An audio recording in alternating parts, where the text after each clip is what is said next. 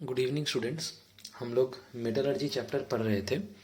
तो लास्ट इस सेशन में हम लोग ये चैप्टर का मिनरल्स ओर्स वगैरह पढ़े थे कि कैसे ओर्स से मिनरल को एक्सट्रैक्ट किया जाता है, मेटल को कैसे एक्सट्रैक्ट किया जाता है ओर में से। उनका टोटल जितना स्टेप था हम लोग सिर्फ रिडक्शन तक पढ़े थे। हम लोग आज रिफाइनिंग वाला पढ़ेंगे कि रिफाइनिंग कैसे किया जाता है। उसके बाद आगे जो भी डिस्कशन है हम लोग स्टार्ट करेंगे। तो थोड़ा सा एक बार रिवाइज कर लेते हैं कि ओर से कैसे मेटल को एक्सट्रैक्ट किया जाता है।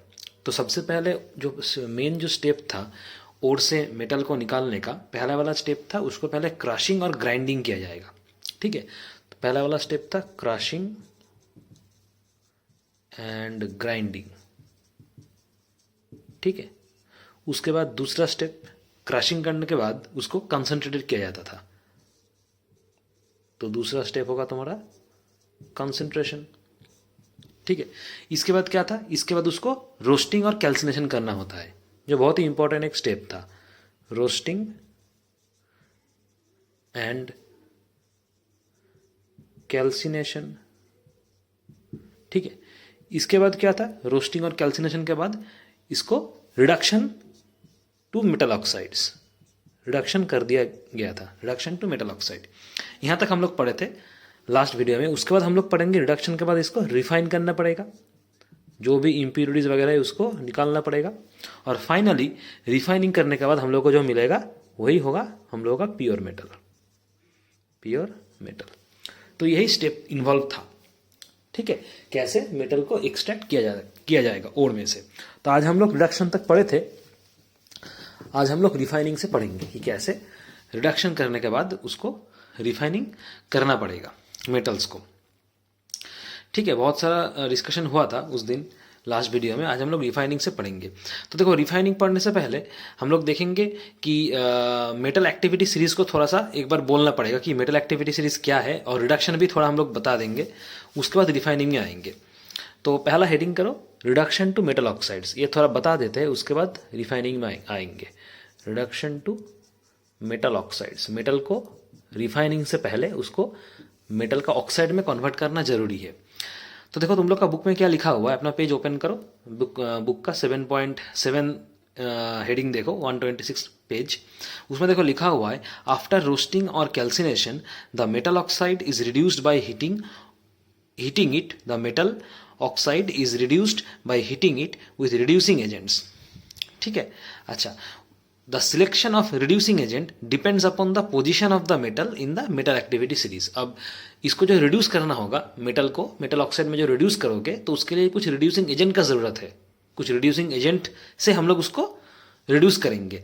रिड्यूसिंग एजेंट कुछ भी हो सकता है, जैसे कार्बन हो सकता है, हाइड्रोजन हो सकता है, कार्बन मोनोऑक्साइड हो सकता है। अब ये क्या रिड्यूसिंग एजेंट होगा, ये डिपेंड करता है कौन सा वाला मेटल है, कौन से वाले मेटल को हम लोग मेटल ऑक्साइड में कन्वर्ट करेंगे। तो इसके लिए मेटल एक्टिविटी सीरीज को देखना होगा, क्योंकि हर एक मेटल का जो एक्टिविटी वो एक जैसा नहीं होता है। हम लोग क्लास 9 में ही पढ़े हैं मेटल एक्टिविटी सीरीज, तो उसको पहले देखेंगे।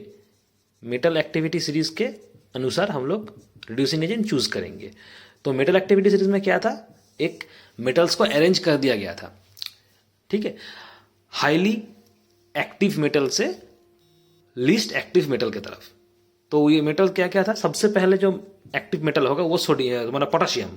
ठीक है, के, उसके बाद सोडियम Na, उसके बाद आएगा तुम्हारा कैल्शियम, उसके बाद आएगा मैग्नीशियम, उसके बाद एल्यूमिनियम, उसके बाद जिंक, जिंक के बाद आएगा तुम्हारा आयरन। ठीक है, आयरन के बाद आएगा तुम्हारा लेड Pb, उसके नीचे आएगा हाइड्रोजन। ठीक है, उसके नीचे आएगा तुम्हारा कॉपर, उसके नीचे आएगा मरकरी, मरकरी के बाद आएगा सिल्वर, और एकदम अंत में आएगा गोल्ड। ठीक है, यही है मेटल एक्टिविटी सीरीज। ये जो सीरीज है ये डिक्रीजिंग ऑर्डर में अरेंज किया गया है। डिक्रीजिंग ऑर्डर मतलब सबसे हाईएस्ट जो रिएक्टिव मेटल है वो है तुम्हारा पोटाशियम, और सबसे लीस्ट रिएक्टिव मेटल जो है वो है गोल्ड, इस हिसाब से। ठीक है, देखो लिखा हुआ है, the metal potassium is kept in the top of the series because it is most reactive, also it is most electropositive as it easily oxidises. मतलब ये इजिली ऑक्सीडाइज हो सकता है। ठीक है, मतलब easily gives a valence electron, मतलब अपना जो वैलेंस इलेक्ट्रॉन है वो बहुत इजीली छोड़ सकता है। इसका कितना वैलेंस इलेक्ट्रॉन है कि पोटेशियम का एटॉमिक नंबर कितना होता है 19 होता है, तो इसका K shell L shell M shell अगर तुम करोगे, के में 2 इलेक्ट्रॉन रहेगा, एल में 8 रहेगा, 10 हो गया, एम में 8 रहेगा, उसके बाद एन में 1 चला जाएगा, तो कितना हुआ टोटल 2 8 10 10 8 18 18 1 ज़ा 19। तो इसके पास वैलेंस इलेक्ट्रॉन क्या है पोटेशियम के पास, एन में जो इलेक्ट्रॉन्स है, मतलब इसका वैलेंस इलेक्ट्रॉन 1 है, तो इजीली 1 इलेक्ट्रॉन छोड़ देगा तो ये स्टेबल हो जाएगा, क्योंकि लास्ट सेल में अभी उसका 8 इलेक्ट्रॉन हो जाएगा, इसलिए इसका बहुत ज़्यादा टेंडेंसी है कि 1 इलेक्ट्रॉन छोड़ने का। सेम चीज़ सोडियम का भी है, सोडियम के पास तो 11 इलेक्ट्रॉन है, तो सोडियम के पास के में 2 रहेगा, एल में 8 रहेगा, एम में 1 रहेगा, 10 और 11। इसके पास भी लास्ट सेल में 1 इलेक्ट्रॉन है, तो ये भी अपना 1 इलेक्ट्रॉन जो लास्ट वाला सेल से छोड़ने की कोशिश करेगा, ताकि उसका लास्ट सेल एल हो जाएगा, तो कि वो स्टेबल हो जाएगा। मतलब ये भी इलेक्ट्रॉन छोड़ने का टेंडेंसी है, मतलब ये भी इजीली ऑक्साइड में कन्वर्ट हो सकेगा, पोटेशियम जैसे हो पाएगा, सोडियम भी हो पाएगा। तो मतलब किसको हम लोग ऑक्साइड में कन्वर्ट कर सकते हैं, जो अपना जो वैलेंस इलेक्ट्रॉन है, valence electron easily give up कर देगा, उसी को हम लोग क्या मेटल ऑक्साइड में कन्वर्ट कर सकते हैं। तो ये जितना ऊपर की तरफ हम लोग देख रहे हैं ना, जो जितना ऊपर की तरफ इस सीरीज में जितना ऊपर की तरफ मेटल है, हर एक मेटल तुम्हारा ऑक्साइड में तुम इजीली कन्वर्ट कर पाओगे, क्योंकि हर एक मेटल जो अपना जो वैलेंस इलेक्ट्रॉन है वो इजीली गिव अप कर देगा। जितना नीचे हम जाएंगे, ऊपर से लेकर नीचे तक जितना नीचे आएंगे, उतना ये जो टेंडेंसी है ऑक्साइड में कन्वर्ट करने का, ये धीरे धीरे घटता रहेगा। ठीक है। अच्छा, इसमें देखो हाइड्रोजन जो दिया हुआ है, ये देखो क्या लिखा हुआ है बुक में, hydrogen through a non metal has been included in this series because it can form a positive ion. Hydrogen तुम्हारा नॉन मेटल है, ठीक है, ये जितना भी हम लोग पढ़ रहे हैं सब मेटल का एक्टिविटी सीरीज है, लेकिन हाइड्रोजन नॉन मेटल होकर भी इसको इस मेटल एक्टिविटी सीरीज में डाला गया है। इसलिए डाला गया है क्योंकि हाइड्रोजन पॉजिटिव आयन प्रोड्यूस कर सकता है। कैसे पॉजिटिव आयन प्रोड्यूस करेगा, हाइड्रोजन के पास जो अपना इलेक्ट्रॉन है, इलेक्ट्रॉन छोड़ देगा, छोड़ के हाइड्रोजन पॉजिटिव आयन प्रोड्यूस कर सकता है। मतलब क्या, hydrogen as a metal behave कर सकता है, इसलिए हाइड्रोजन को भी इस मेटल एक्टिविटी सीरीज में रखा गया है, क्योंकि हाइड्रोजन एक ऐसा एलिमेंट है जो मेटल की तरफ भी बिहेव कर सकता है, नॉन मेटल की तरफ भी बिहेव कर सकता है, इसलिए इसको यहाँ पे रखा गया है। ठीक है, तो हम लोग यहाँ पे जो मेन चीज पढ़ेंगे कि कौन से मेटल को हम लोग ऑक्साइड में कन्वर्ट कर सकते हैं। तो हम लोग क्या देखें, जितना एक्टिव होगा मेटल, जितना हाईली एक्टिव मेटल होगा, उतना उसको ऑक्साइड में कन्वर्ट करना ईजियर होगा। जैसे हम पोटाशियम बोले, सोडियम बोले, इस सब से पोटाशियम होगा, सोडियम होगा, कैल्शियम होगा, ठीक है, मैग्नीशियम होगा, ये जितना भी हम लोग देखें, एल्यूमिनियम होगा, ये सारे के सारा इजीली इसको हम लोग क्या कर सकते हैं, ऑक्सीजन से रिएक्ट करके इसको ऑक्साइड में कन्वर्ट कर सकते हैं। मतलब इजीली इसका जो लास्ट सेल में जो जितना इलेक्ट्रॉन्स होगा इजीली इसको निकाल सकते हैं। ठीक है, कोई भी रिड्यूसिंग एजेंट देके, चाहे तुम carbon monoxide reducing agent use करो या हाइड्रोजन रिड्यूसिंग एजेंट यूज करो, ठीक है, इजीली इसको रिड्यूस किया जा सकता है। ठीक है, तो मुद्दे की बात क्या है, मेटल एक्टिविटी सीरीज में जो भी मेटल एकदम ऊपर की तरफ है, जैसे potassium, sodium, calcium, magnesium, aluminium, इन सब को बहुत ही हाईली रिएक्टिव मेटल है, इसको कोई भी रिड्यूसिंग एजेंट यूज करके हम लोग मेटल ऑक्साइड में कन्वर्ट कर सकते हैं। क्योंकि जब भी इसको रिड्यूसिंग एजेंट से हम लोग रिएक्ट करेंगे, इन एलिमेंट का, इस मेटल का लास्ट सेल में जितना भी इलेक्ट्रॉन्स होगा, जो वैलेंस इलेक्ट्रॉन से इजीली निकल जाएगा, मतलब ये मेटल ऑक्साइड में कन्वर्ट हो जाएगा। रिड्यूसिंग एजेंट क्या चूज करेंगे, रिड्यूसिंग एजेंट हम लोग चूज करेंगे कार्बन मोनोऑक्साइड ले सकते हैं रिड्यूसिंग एजेंट, क्योंकि रिड्यूस करना है तो सुइटेबल रिड्यूसिंग एजेंट डालना पड़ेगा, तो कार्बन मोनोऑक्साइड दे सकते हैं, या फिर हाइड्रोजन दे सकते हैं रिड्यूसिंग एजेंट, क्योंकि ये बहुत ही हाईली एक्टिव मेटल है, इसलिए रिड्यूसिंग एजेंट अगर ज़्यादा पावरफुल ना दोगे फिर भी होगा। ठीक है। अच्छा, these metals are obtained by electrolytic reduction of fused metallic salt using inert electrodes. Cathode is usually made of iron and anode of graphite. देखो लिखा हुआ है बुक में, ये जो मेटल्स है, इन सब मेटल्स को इजीली हम लोग इलेक्ट्रोलाइटिक रिडक्शन में मिल सकता है हम लोगों को। इलेक्ट्रोलाइटिक रिडक्शन मतलब क्या है, जैसे हम लोग वाटर का इलेक्ट्रोलिसिस पढ़े हैं, वाटर को अगर इलेक्ट्रोलिसिस किया जाएगा तो क्या हम लोगों को कुछ पॉजिटिव आयन मिलेगा, कुछ नेगेटिव आयन मिलेगा। वैसे ही इन सब जो मेटल्स है, अगर इन सब मेटल्स का हम लोग सॉल्ट लेंगे, उस सॉल्ट को अगर हम इलेक्ट्रोलाइसिस करेंगे या इलेक्ट्रोलाइटिक रिडक्शन करेंगे, तो उन सॉल्ट में से इजीली हम लोग को ये मेटल बरामद हो जाएगा, क्योंकि इन मेटल बहुत ही एक्टिव है। ठीक है, कैथोड में हम लोग को क्या मिलेगा, जो मेटल हम लोग लाना चाहते हैं वो मेटल मिलेगा, और एनोड में क्या मिलेगा, वो जो तुम्हारा जो नॉन मेटेलिक पोर्शन है वो नॉन मेटेलिक पोर्शन मिलेगा। कैथोड जनरली बना होगा आयरन से, और जो एनोड रहेगा, 2 इलेक्ट्रोड में कैथोड बना होगा आयरन से, और जो एनोड बना होगा वो होगा ग्राफाइट से। एक तो एग्जाम्पल से क्लियर हो जाएगा, जैसे कि मान लो हम लोग इस पोटाशियम को पाना चाहते हैं, पोटाशियम मेटल को पाना चाहते हैं, तो पोटाशियम का कोई भी हम लोग को सॉल्ट लेना होगा, लेकिन उसका रिडक्शन करना पड़ेगा, क्योंकि हम लोग रिडक्शन पढ़ रहे हैं। कैसे रिडक्शन, इलेक्ट्रोलाइटिक रिडक्शन, मतलब with the use of electric. ठीक है, तो मान लो हम लोग पोटाशियम का एक सॉल्ट ले लिए, पोटाशियम ब्रोमाइड, ठीक है। इसको अगर हम इलेक्ट्रोलाइटिक रिडक्शन करेंगे तो हम लोग को क्या मिलेगा, पोटाशियम मिलेगा और ब्रोमीन माइनस मिलेगा, ब्रोमाइड आयन, पोटाशियम और ब्रोमाइड आयन, ठीक है। दो रिएक्शन हम लोग को मिलेगा, एक कैथोड में मिलेगा, एक एनोड में मिलेगा। कैथोड में क्या मिलेगा, कैथोड में ऑब्वियसली पॉजिटिव आयन रहेगा, ये K प्लस क्या होगा, एक ठो इलेक्ट्रॉन एक्सेप्ट करके पोटाशियम में कन्वर्ट हो जाएगा, तो पोटाशियम मेटल हम लोग को कैथोड में से मिल जाएगा, ठीक है। एनोड में क्या होगा, एनोड में क्या है, ब्रोमीन माइनस है, ब्रोमाइड आयन। ये जो पोटाशियम जो इलेक्ट्रॉन लेगा, ब्रोमीन क्या करेगा, इलेक्ट्रॉन लूज करेगा, लूज करके ब्रोमीन में कन्वर्ट होगा। दो ब्रोमीन एटम आपस में जुड़ के ब्रोमीन मॉलिक्यूल में कन्वर्ट होगा, जो मुझे एनोड से मिलेगा।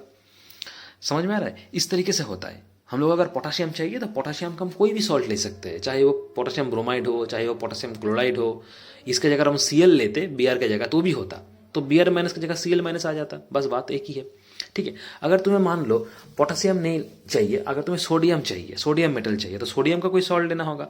सोडियम का एक कॉमन सॉल्ट है, सभी को पता है, सोडियम क्लोराइड, ये बहुत ही कॉमन सॉल्ट है जिसका नाम है सोडियम क्लोराइड। इसको अगर तुम इलेक्ट्रोलाइटिक रिडक्शन करोगे तो सोडियम प्लस मिलेगा और क्लोराइड आयन मिलेगा, Cl माइनस आयन मिलेगा, ठीक है। दो रिएक्शन हम लोग को देखना होगा, एक कैथोड वाला, दूसरा एनोड वाला। जैसे पोटाशियम वाला देखे, ये भी वही होगा सेम तरीके से।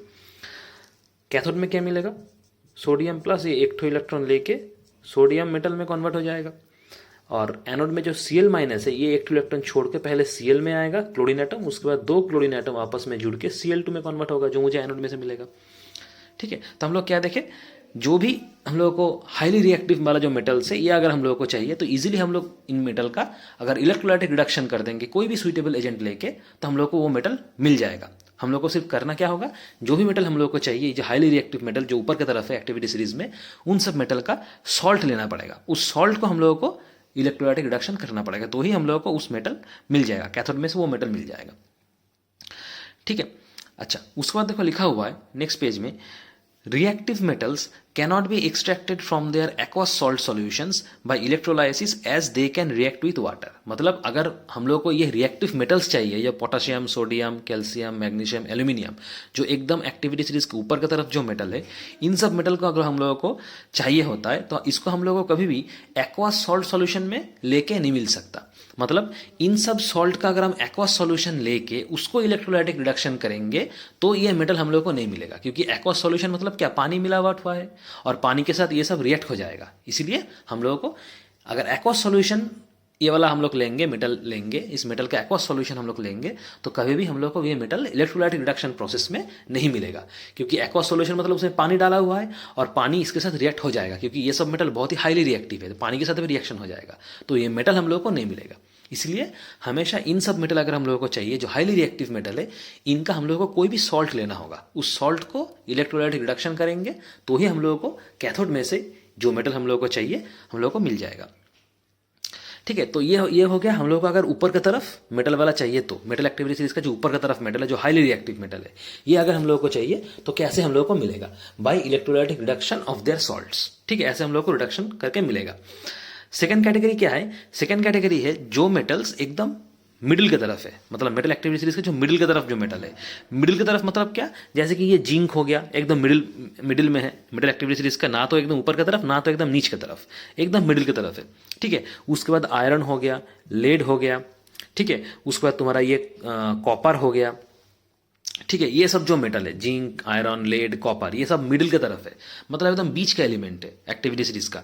इन सब मेटल्स को अगर मुझे चाहिए तो ये क्या होगा, ये जो मेटल्स है ये मॉडरेटली रिएक्टिव है, ना तो ज्यादा रिएक्टिव ना तो बहुत कम रिएक्टिव, मॉडरेटली रिएक्टिव है, ठीक है, मॉडरेटली रिएक्टिव है। तो इनके लिए प्रोसेस अलग होगा, ठीक है। इनके लिए हम लोगों को क्या करना होगा, ये जो मेटल है इन सब मेटल का सल्फाइड और या तो कार्बोनेट और लेना होता है। ये जो मेटल्स है, जो मिडिल की तरफ मेटल्स है मेटल एक्टिविटी सीरीज का, जैसे जिंक हो गया, आयरन हो गया, लेड हो गया, कॉपर हो गया, इन सब मेटल का हम लोगों को या तो सल्फाइड्स और लेना होगा या तो कार्बोनेट्स और लेना होगा। मतलब मैक्सिमम ये मेटल नेचर में या तो सल्फाइड्स के साथ मिला हुआ रहता है या तो कार्बोनेट्स के साथ मिक्सअप करके रहता है। सल्फाइड्स या तो कार्बोनेट्स हम लोग को नेचर से मिलता है। तो हम लोग क्या करेंगे, इन सल्फाइड्स ओर को, अगर सल्फाइड ओर में रहेगा इन सब मेटल, तो नेचुरली सल्फाइड मेटल में से हम लोग को क्या मिलेगा, ये मेटल को एक्सट्रैक्ट करना होगा। तो कैसे एक्सट्रैक्ट करेंगे कि सल्फाइड्स ओर्स को हम लोग क्या नॉर्मली हीट कर देंगे। अगर इन सब मेटल हम लोगों को सल्फाइड्स ओर में मिलता है नेचर में, और हम लोगों को मेटल चाहिए होता है सल्फाइड्स में, अगर हम सल्फाइड से अगर हम एक्सट्रैक्ट कर लेंगे तो उन सल्फाइड्स ओर्स को हम लोग को हीट करना होगा। ठीक है, अगर हीट करेंगे एक्सेस ऑफ एयर में हीट करेंगे तो इजीली रिड्यूस होके हम लोगों का उस मेटल ऑक्साइड मिल जाएगा। हीटिंग करना होगा इन एक्सेस ऑफ एयर, जिसको कहा जाता है रोस्टिंग। हम लोग जो रोस्टिंग पढ़े थे उस रोस्टिंग में ये बताए थे कि कोई भी सल्फाइड्स ओर को अगर एक्सेस एयर में हीट करना होगा तो उस सल्फाइड क्या होगा, ऑक्साइड में कन्वर्ट हो जाता है। ठीक है, ऑक्साइड में कन्वर्ट हो जाता है और उसको उसके बाद ऑक्साइड के बाद इजीली हम लोग उसको रिड्यूस कर सकते हैं। तो ये प्रोसेस का नाम रोस्टिंग था। ठीक है, जैसे कि अगर हम मान लो जिंक तुम्हें चाहिए तो जिंक क्या रहेगा, अगर सल्फाइड ओर में मिक्सअप रहेगा, मतलब सल्फर के साथ कंपाउंड करके रहेगा, तो इसका क्या होगा, जिंक का ऐसे रहेगा जिंक सल्फाइड, जिसको जिंक सल्फाइड कहा जाता है। इसको हम लोग क्या कर देंगे, हीट कर देंगे। एक्सेस ऑफ एयर मतलब एक्सेस ऑक्सीजन में इसको हम हीट कर देंगे। ये हीट का सिंबल है ट्रायंगल वाला।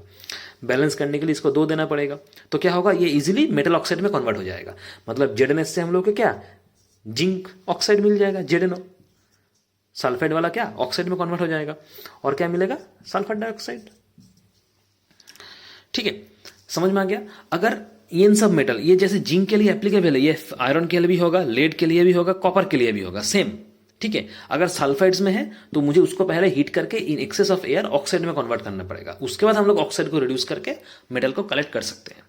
ठीक है, अगर मान लो ये सल्फाइड में ना हो के कार्बोनेट्स में भी रह सकता है, क्योंकि हम लोग बोले हैं अभी कि जो मेटल एक्टिविटी सीरीज में मिडिल की तरफ रहता है, बीच वाला जो मेटल्स है वो सल्फाइड्स के साथ भी रह सकता है, कार्बोनेट्स के साथ भी रह सकता है। मतलब 2 तरीके का और हो सकता है, सल्फाइड्स वाला और कार्बोनेट्स वाला और। अगर सल्फाइड्स और है तो उसको रोस्टिंग प्रोसेस से रिड्यूस करके ऑक्साइड में कन्वर्ट करना पड़ेगा। अगर कार्बोनेट और है तो भी सेम है, कार्बोनेट अगर और है फिर भी उसको हम लोगों को पहले हीट करना पड़ेगा। हीट करोगे तो वो ऑक्साइड में कन्वर्ट होगा। लेकिन ये जो हीटिंग वाला होगा ना, ये हीटिंग वाला होगा तुम्हारा लिमिटेड सप्लाई ऑफ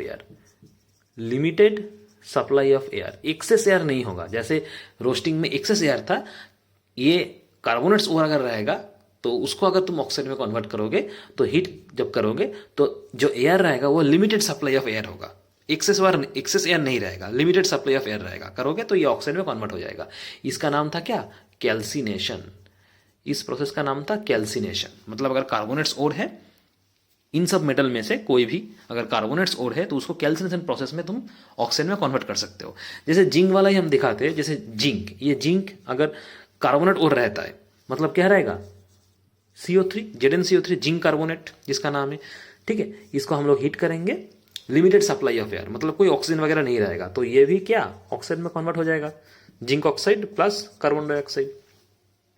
ठीक है, उसके बाद हम लोग क्या करेंगे, जो भी मेटल ऑक्साइड हम लोग को मिला है उसको हम लोग रिड्यूस कर सकते हैं। कैसे रिड्यूस करेंगे, सेम प्रोसेस, कोई भी सुइटेबल रिड्यूसिंग एजेंट यूज करेंगे, चाहे वो कार्बन मोनोऑक्साइड हो, चाहे वो हाइड्रोजन हो, कोई भी सुइटेबल अगर रिड्यूसिंग एजेंट यूज करेंगे तो ये मेटल ऑक्साइड में से हम लोग को क्या इजीली मेटल मिल जाएगा, क्योंकि ये सब मेटल ऑक्साइड फिर रिड्यूस हो जाएगा।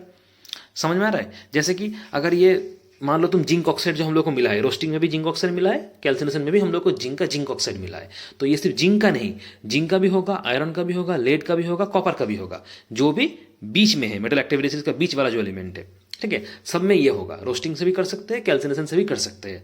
अगर सल्फाइड्स और में रहता है तो वो रोस्टिंग होगा, अगर कार्बोनेट्स और में रहता है तो वो कैल्सिनेशन होगा।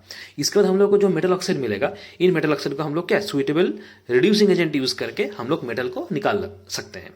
ठीक है, जैसे अगर मान लो जिंक ऑक्साइड जैसे हम लोग को ये मिला है, इसको तुम्हें यहाँ से तुम्हें जिंक अगर चाहिए, तुम्हें रिड्यूसिंग एजेंट क्या देना पड़ेगा, कार्बन तुम्हारा रिड्यूसिंग एजेंट है। कार्बन रिड्यूसिंग एजेंट मिक्स करके इसको 1400 डिग्री सेंटीग्रेड टेम्परेचर में अगर हीट करोगे, मतलब रिड्यूस करोगे, तो जिंक ऑक्साइड से जिंक तुम्हें बरामद हो जाएगा और जो मिलेगा वो है कार्बन मोनोऑक्साइड, CO। ठीक है, इसका जो नाम है, ये यहाँ से जो जिंक हम लोगों को मिला है, इस जिंक का एक स्पेशल नाम है, इसको बोला जाता है जिंक स्पेल्टर, SPELTER, जिंक स्पेल्टर। ठीक है, ऐसे हम लोग को बरामद होता है। समझ में आ रहा है। अच्छा, कभी कभार सवाल पूछा जाता है कि ये जो जिंक ऑक्साइड हम लोग को मिला है, ये जिंक ऑक्साइड को हम लोग कार्बन मोनोऑक्साइड या हाइड्रोजन ये देख के हम लोग रिड्यूस नहीं कर सकते, क्योंकि नॉर्मली ये दो रिड्यूसिंग एजेंट है, रिड्यूसिंग एजेंट ये दो भी है, जैसे कार्बन एक रिड्यूसिंग एजेंट है, कार्बन मोनोक्साइड हाइड्रोजन ये भी रिड्यूसिंग एजेंट है, लेकिन जिंक ऑक्साइड से अगर मुझे जिंक चाहिए, मतलब जिंक ऑक्साइड को तुम जिंक में रिड्यूस करने के लिए ये दो रिड्यूसिंग एजेंट यूज नहीं कर सकते, कार्बन मोनोक्साइड और हाइड्रोजन, तुम्हें कार्बन यूज करना होगा। ऐसा क्यों? तुम लोग का बुक में देखो लिखा हुआ है answer, zinc oxide cannot be reduced by carbon monoxide और hydrogen as they are unable to overcome the affinity of zinc towards oxygen.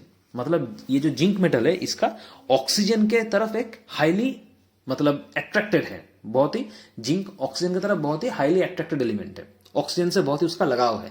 इसीलिए क्या होता है कि अगर हम जिंक ऑक्साइड को कार्बन मोनोक्साइड से हीट कर देंगे तो कार्बन मोनोक्साइड में तो ऑक्सीजन है, तो ये हो नहीं पाएगा, ठीक है। और अगर हाइड्रोजन से हीट करोगे फिर भी ये जो जिंक ऑक्साइड है, जिंक से ऑक्सीजन अलग नहीं होगा। तो इसको अगर जिंक को ऑक्सीजन से अलग करना है तो इन दो, ये जो दो सुइटेबल रिड्यूसिंग एजेंट है, इससे भी स्ट्रॉन्गर रिड्यूसिंग एजेंट तुम्हें देना पड़ेगा जिंक से ऑक्सीजन को छुड़ाने के लिए, ठीक है। और इन दोनों से हाईली स्ट्रॉन्गेस्ट रिड्यूसिंग एजेंट तुम्हारा जो है वो है कार्बन। इसलिए मुझे कार्बन के साथ मिक्स करके इसको इतना हाई सेंटीग्रेड टेम्परेचर में हीट करना होगा ताकि जिंक और ऑक्सीजन में जो बॉन्डिंग है वो टूट जाए, तो जिंक अलग हो जाएगा। समझ में आ रहा है? तो यही रीजन है, ये कभी बार पूछा जाता है। तो सेम तरीके में जैसे जिंक हम लोग कैसे किए, जिंक ऑक्साइड में कन्वर्ट किए, उसके बाद इसको रिड्यूस करके जिंक मेटल बरामद किए, सल्फाइड्स भी दिखाए, कार्बोनेट्स भी दिखाए, रोस्टिंग कैल्सिनेशन भी बोले। ये सेम चीज आयरन के लिए होगा, लेड के लिए होगा, कॉपर के लिए होगा।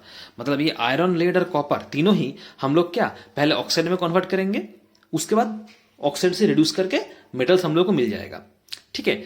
और सुटेबल रिड्यूसिंग एजेंट तुम क्या यूज करोगे? कार्बन यूज कर सकते हो और कार्बन मोनोक्साइड हाइड्रोजन भी यूज कर सकते हो, लेकिन ये कार्बन मोनोक्साइड हाइड्रोजन जिंक के लिए यूज नहीं होगा क्योंकि जिंक का ऑक्सीजन से बहुत ज्यादा इलेक्ट्रॉन एफिनिटी है। इसलिए जिंक ऑक्साइड को जब तुम रिड्यूस करोगे उसके लिए सिर्फ कार्बन ही तुमको रिड्यूसिंग एजेंट यूज करना होगा। और अगर आयरन, लेड, कॉपर ये अगर रिड्यूस करना है, इसका ऑक्साइड को अगर रिड्यूस करना है, इसके लिए तुम कार्बन भी ले सकते हो, कार्बन मोनोक्साइड भी ले सकते हो, हाइड्रोजन भी ले सकते हो, ठीक है।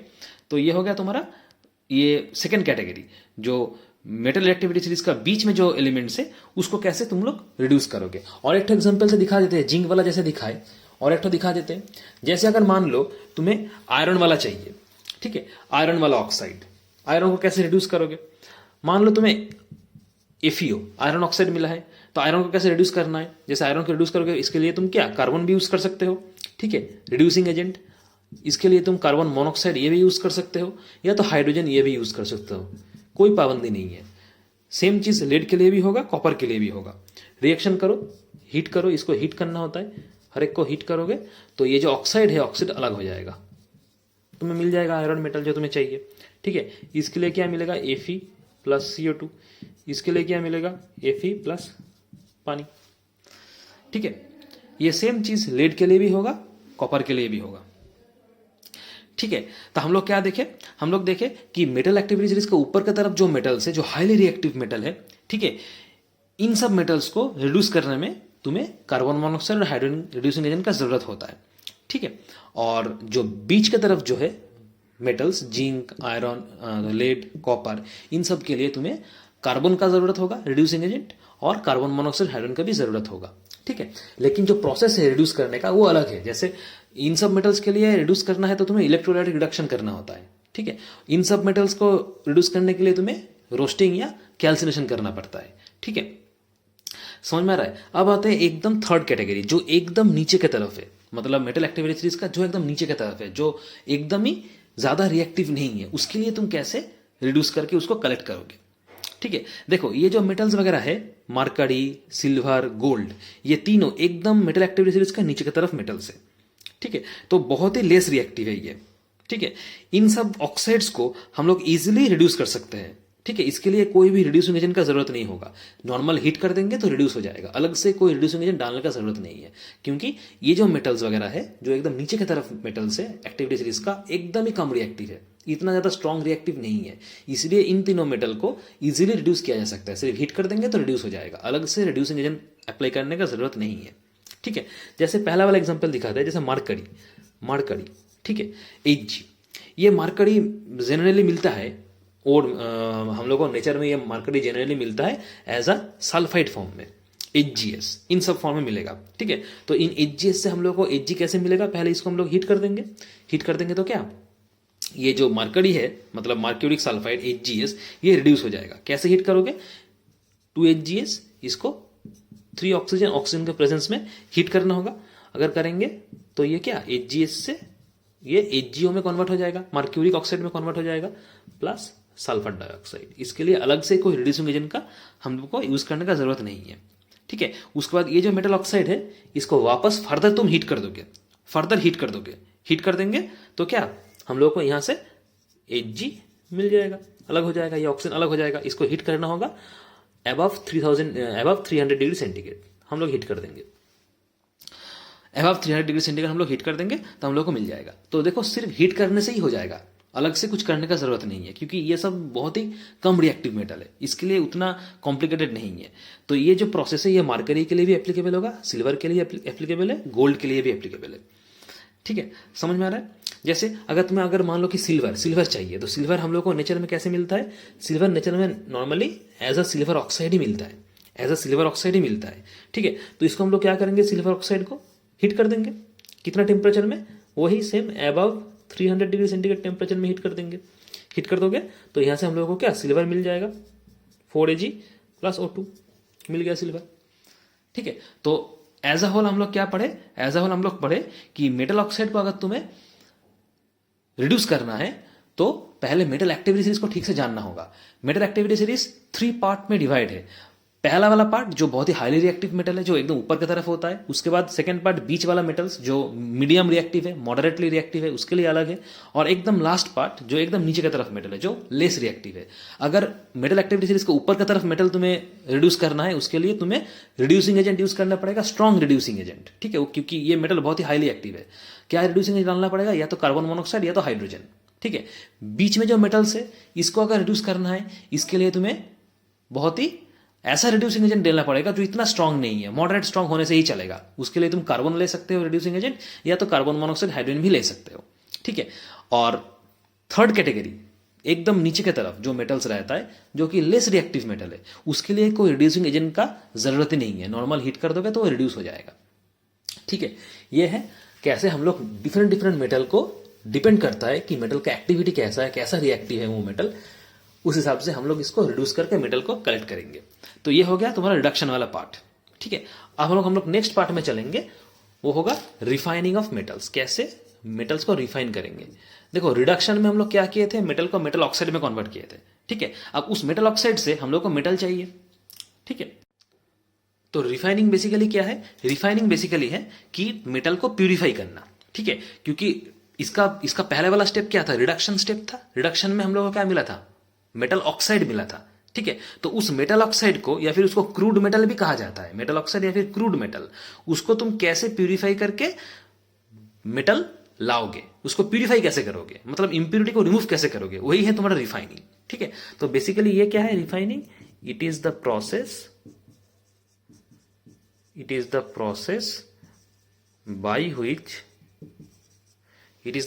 by which crude metal is purified। कैसे क्रूड मेटल को प्यूरिफाई किया जाता है, यही तुम्हारा रिफाइनिंग है, ठीक है। यही तुम्हारा रिफाइनिंग है। अब सवाल है कि ये जो हम लोग रिफाइन करेंगे, इंप्योरिटी को रिमूव करेंगे, किस तरीके का इंप्योरिटी रह सकता है इसमें, किस तरीके का इंप्योरिटी हो सकता है? देखो पहली चीज, अब सवाल है कि इसमें किस तरीके का इंप्योरिटी हो सकता है, किस तरीके का इंप्योरिटी इसमें रह सकता है, जो हम लोग को रिफाइन करना होगा रिमूव करके। तो पहला चीज कि जो क्रूड मेटल है, जो क्रूड मेटल बरामद होता है, मतलब जो मेटल ऑक्साइड बरामद होता है, इसका पहले वाला स्टेप जो रिडक्शन था, उसमें ऐसा हो सकता है कि उसमें दूसरा कुछ मेटल मिक्सअप रह सकता है, या दूसरा कुछ नॉन मेटल मिक्सअप रह सकता है, ठीक है। उसको मुझे रिमूव करना है। मतलब पहला इंप्योरिटी क्या होगा? The presence of other metal में मिक्सअप रह सकता है, और नॉन मेटल रह सकता है। कुछ मेटल, जो मेटल हम लोग को चाहिए उसके साथ दूसरा कुछ मेटल जो अननोन मेटल है या नॉन मेटल है, ये मिक्सअप रह सकता है, जो इंप्योरिटी है जिसको मुझे रिमूव करना है, ठीक है। अच्छा, दूसरा कैटेगरी क्या हो सकता है?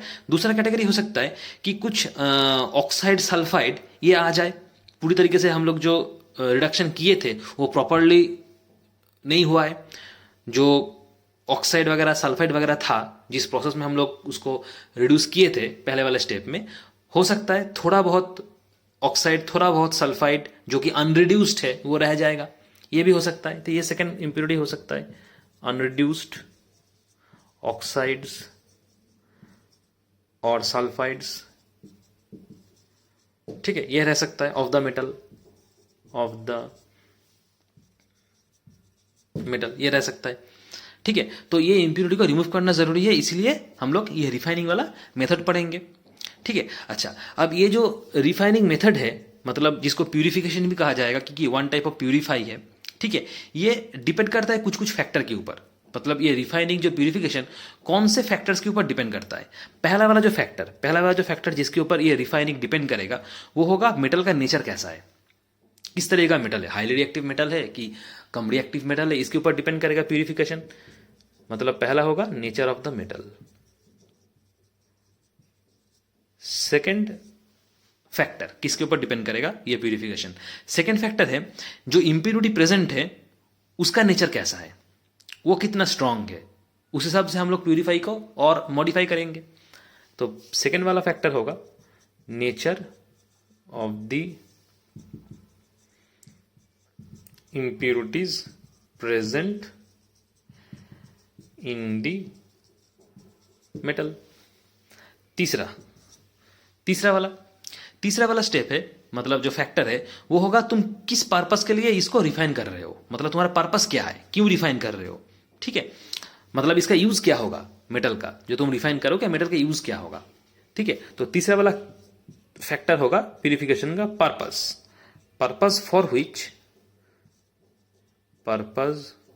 for which the metal is to be used,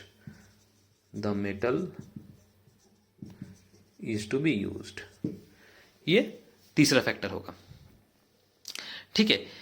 समझ में आ रहा है। अच्छा, ये जो तीनों हम लोग फैक्टर पढ़े, तीनों जो फैक्टर इसके ऊपर डिपेंड करके जो प्यूरिफिकेशन होगा, प्यूरिफिकेशन का तुम्हारा क्लास डिपेंड करेगा, ठीक है। तो पहला वाला देखो तुम्हारा क्या है, नेचर ऑफ द मेटल के लिए हम लोग जो प्यूरिफिकेशन का जो पहला वाला फैक्टर है वो नेचर ऑफ द मेटल, इसके लिए हम लोग क्या प्रोसेस अप्लाई करेंगे, डिस्टिलेशन, ठीक है। नेचर ऑफ द मेटल किस तरह का मेटल है, इसके लिए हम लोग डिस्टिलेशन अप्लाई करेंगे, डिस्टिलेशन प्रोसेस, मतलब पहले वाला फैक्टर के लिए। देखो इसमें लिखा हुआ है metals like mercury and zinc which are volatile, मतलब low boiling point, distil over the pure form and the non volatile impurity remains behind, zinc spelter और डिस्टिलेशन गिव्स प्योर जिंक। मतलब अगर जो मेटल हम लोगों को चाहिए, जो मेटल तुम रिफाइन कर रहे हो, अगर वो मेटल वोलाटाइल है, मतलब क्या, उसका मेल्टिंग पॉइंट अगर बहुत ही कम है, लो मेल्टिंग पॉइंट है, तो इजीली उसको बॉयल करके हम लोग डिस्टिल कर सकते हैं। मतलब अगर बॉयल करोगे तो जो प्योर फॉर्म है मेटल का, ठीक है, वो डिस्टिल हो जाएगा और जो नॉन वोलाटाइल इंप्योरिटी है मेटल के अंदर वो नीचे रह जाएगा, तो इजीली तुम मेटल को प्यूरिफाई कर सकोगे, ठीक है। तो नॉर्मली कौन सा मेटल इस प्रोसेस में हम लोग प्यूरिफाई करेंगे, जो लो बॉइलिंग पॉइंट है, जैसे मर्करी हो गया, ठीक है, जिंक हो गया, इस तरह का मेटल, ठीक है।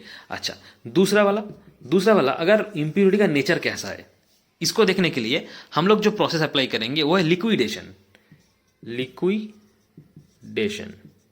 ये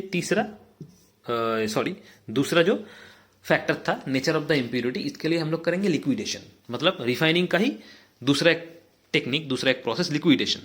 देखो लिखा हुआ है metals like lead and tin have low melting point, so they are heated on the sloping hearth in a furnace. मतलब जो लेड और टीन, पीबी एंड एसएन, ये जो दो मेटल है, ये बहुत ही, इसका मेल्टिंग पॉइंट बहुत ही कम है, मतलब इजीली इसको मेल्ट कर दोगे तो मेल्ट हो जाएगा, तो इसको हीट करना होता है।